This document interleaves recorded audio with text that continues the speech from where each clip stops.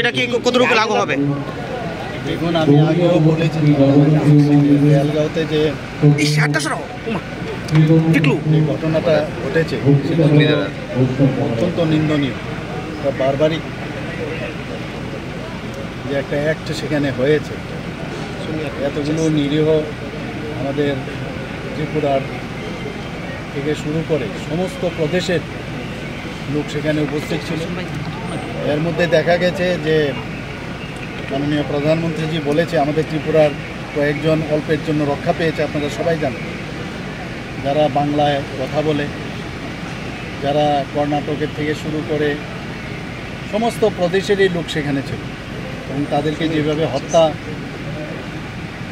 করেছে সেটা অত্যন্ত নিন্দনীয়। এবং মাননীয় প্রধানমন্ত্রীজি আমি আগেও বলেছি, এবং আমাদের স্বরাষ্ট্রমন্ত্রী অমিত শাহজি উনিও বলেছেন, এবং উনি সেখানে গিয়েছেন।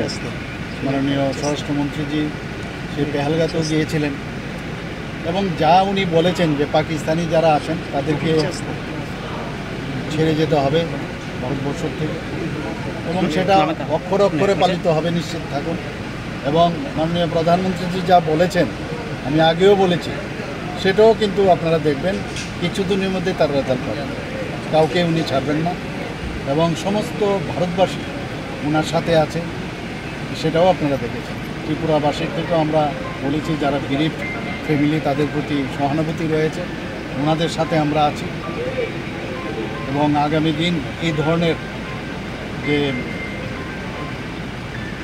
যে বারবারিক ইনসিডেন্ট সেখানে হলো, সেটা আগামী দিন যাতে ভারতবর্ষে না হয়, সেটা তার একটা দৃষ্টান্তমূলক একটা ব্যবস্থা মাননীয় প্রধানমন্ত্রী নেবেন।